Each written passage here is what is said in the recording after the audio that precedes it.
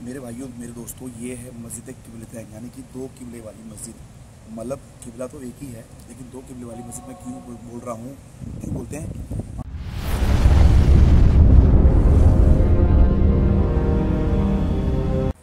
अस्सलाम वालेकुम दोस्तों, खुशामदीद मेरे यूट्यूब चैनल सलीम की दुनिया में। दोस्तों तो अभी आपने मेरी पिछली वीडियो में देखा कि हम लोग जंगे बदर गए थे, वहाँ की ज़ियारत करके उसी सफ़र में हम लोग आगे की तरफ बढ़ रहे हैं। और आगे की तरफ बढ़ते हुए अभी हम लोग आ गए हैं मस्जिद कूबा। ये बहुत बड़ा दर्जा है इस मस्जिद का, और ये मस्जिद इस्लामी तारीख में सबसे पहली मस्जिद रही है। सबसे पहली जो मस्जिद की तामीर हुई वो इस मस्जिद की हुई। तो बहुत बड़ा हिस्ट्री है इस मस्जिद की और बहुत पुरानी मस्जिद है। तो मैं अभी चलता हूँ, आपको मस्जिद अंदर से भी दिखाऊंगा, बाहर से दिखा देता हूँ एक बार। और हमारे हुजूर पाक नबी सल्लल्लाहु अलैहि वसल्लम से ये मस्जिद किस तरीके से जुड़ी है, थोड़ा सा मैंने अभी बता ही दिया है कि ये जो है कि सबसे पुरानी मस्जिद है, इस्लामी तारीख की सबसे पहली मस्जिद है। और दूसरा ये इस तरीके से भी जुड़ी है, जब हमारे हुजूर पाक नबी सल्लल्लाहु अलैहि वसल्लम हिजरत के वक्त में जब मदीना शरीफ में आए थे, तब उन्होंने मतलब मक्का नहीं जा पा रहे थे, और मक्का नहीं जा पा रहे थे तब उनका उम्रा जो था वो नहीं हो पा रहे थे, उम्रा नहीं हो पा रहे थे। तो उन्होंने मतलब अल्लाह ताला के सामने अर्ज़ किया कि अल्लाह, मेरा उम्रा का बहुत मन है, बहुत ख्याल आता है मुझे, तो मैं क्या करूँ। तब अल्लाह ताला की तरफ से हुक्म हुआ कि आप मस्जिद कुबा में अगर 2 रकात नमाज नफिल पढ़ेंगे तो आपको एक उम्रे का सवाब है। अल्हम्दुलिल्लाह, तो एक उम्रे का सवाब हमको इंशाल्लाह इस मस्जिद में आज मिलने वाला है। तो हम जा रहे हैं नमाज़ पढ़ने के लिए, बस अल्लाह ताला उसको कबूल भी करे, आमीन। मैं दिखाता हूँ आपको मस्जिद अंदर की तरफ से, आइए।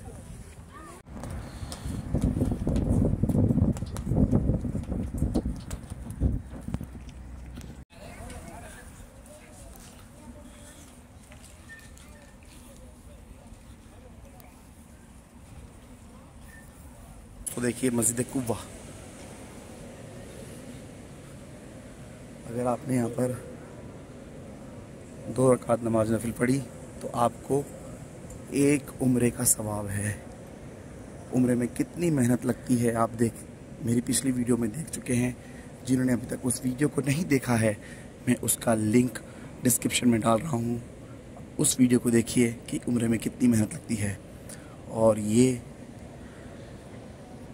मस्जिद कुबा में 2 रकात नमाज नफिल पढ़ने से भी आपको एक उम्रे का सवाब, अल्हम्दुलिल्लाह।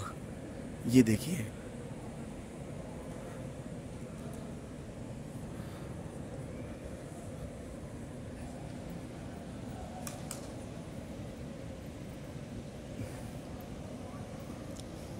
तो दोस्तों भी हम लोग आ गए हैं मस्जिद किबलतैन में, और ज़ोहर की नमाज का वक्त है। यहाँ पर कोशिश की जाएगी, देखिए नमाज मिलती नहीं मिलती है, हिस्ट्री है इसकी।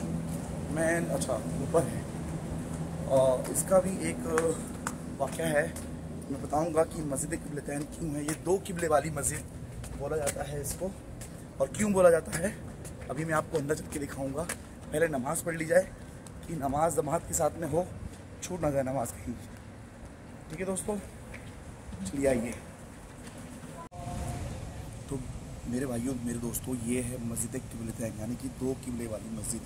मतलब किबला तो एक ही है, लेकिन 2 किबले वाली मस्जिद में क्यों बोल रहा हूँ, क्यों बोलते हैं। आप ये ऊपर देख रहे होंगे, एकदम जैनमा जैसी बनी हुई है। तो इस डायरेक्शन में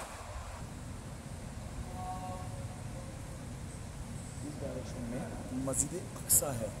तो पहले मुसलमानों का जो किबला हुआ करता था मस्जिद अक्सा, इस डायरेक्शन में नमाज अदा की जाती थी। लेकिन हमारे हुजूर पाक नबी सल्लल्लाहु अलैहि वसल्लम का हमेशा से ये ख्वाहिश रही थी कि हमारा खाना काबा जो मक्का शरीफ में, वहाँ पर उस जगह मुसलमानों का किबला रहे। तो ज़ोहर की वक्त नमाज का वक्त चल रहा था, हुजूर पाक नबी सल्लल्लाहु अलैहि वसल्लम नमाज की हालत में थे, और बार बार इसी ख्वाहिश में वो ऊपर देख रहे थे आसमान की तरफ। और बस नमाज के बीच में हुक्म हो गया कि मतलब मुसलमानों का किबला आज से जो है वो खाने काबा होगा, और फिर जो है वो इस तरफ हो गया, मतलब बिल्कुल एकदम एंड टू एंड, इधर से इधर।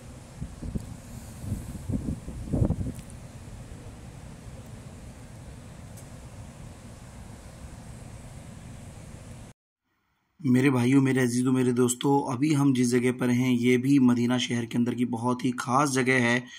यह है जंग ओहद का मैदान। मैं बताता हूँ आपको क्या है।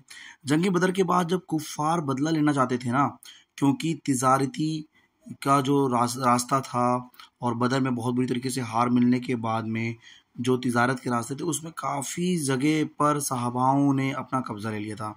ठीक है। और बदर में अबू जहल के हलाकत के बाद कुरैश मक्का का सरदार अबू सुफियान था।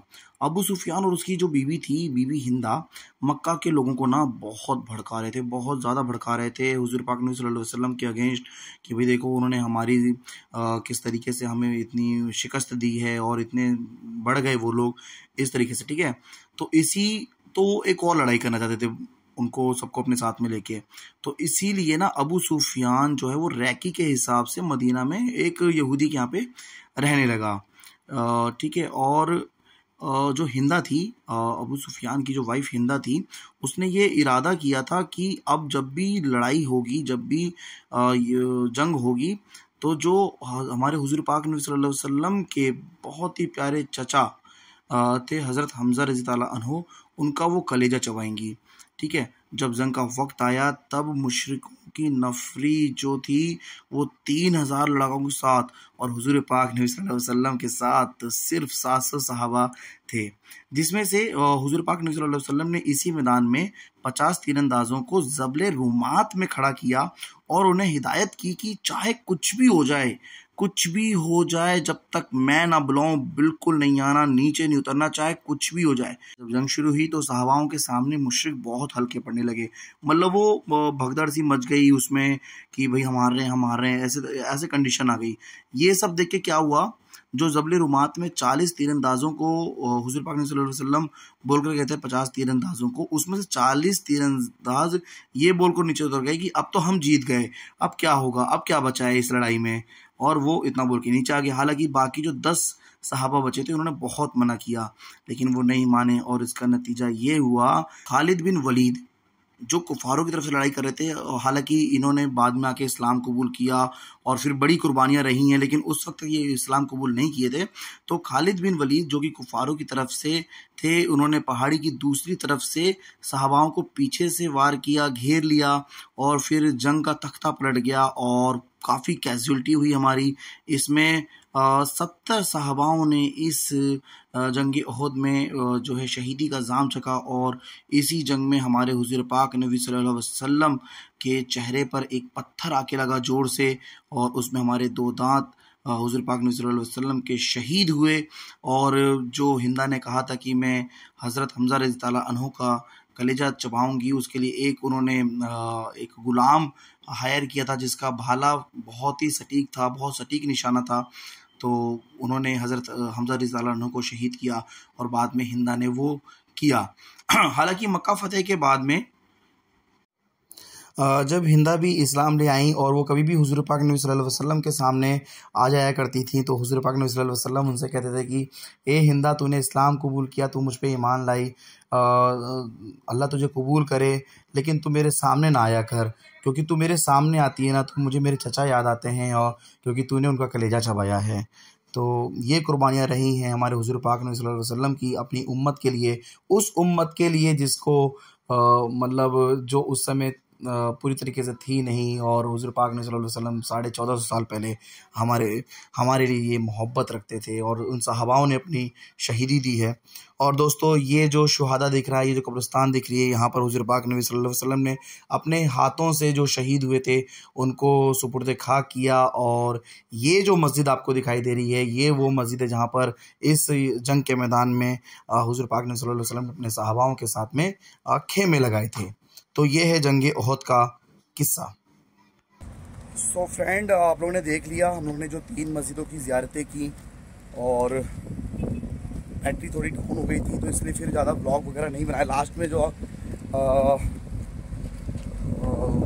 जंग ओहद का जो मैंने वाक़या आपको बताया वो देखिए मैंने वॉइस ओवर में ही दिखाया है, क्योंकि बैटरी बिल्कुल डिस्चार्ज थी, वो वीवो वाले फ़ोन से मुझे करना पड़ा और मोटरोला बिल्कुल डिस्चार्ज हो गया। फटाफट हम लोग होटल पहुँचे, खाना वाना खाया और थोड़ी देर बैटरी को चार्ज किया है और अभी हम लोग जा रहे हैं।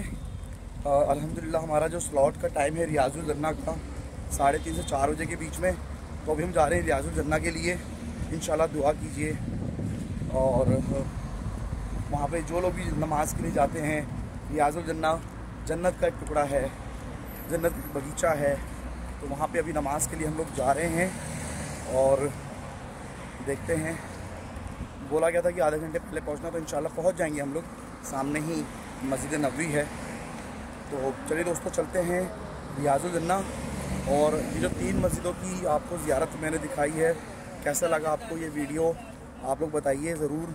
और फिर मैं इस वीडियो में फिर गुजारिश कर रहा हूँ, अगर कुछ गलती से मैंने कुछ गलत बोल दिया है तो मुझे बताएं ज़रूर, उसको करेक्शन करने के लिए कि मैंने कुछ मतलब ऐसे तो मतलब कोशिश की है मैंने कि सही ही इंफॉर्मेशन दूँ, लेकिन फिर भी अगर कुछ गलत आ गया है तो उसको ज़रूर बताएं। तो चलिए दोस्तों, मिलते हैं अगली वीडियो में और देखते हैं क्या कंटेंट रहेगा।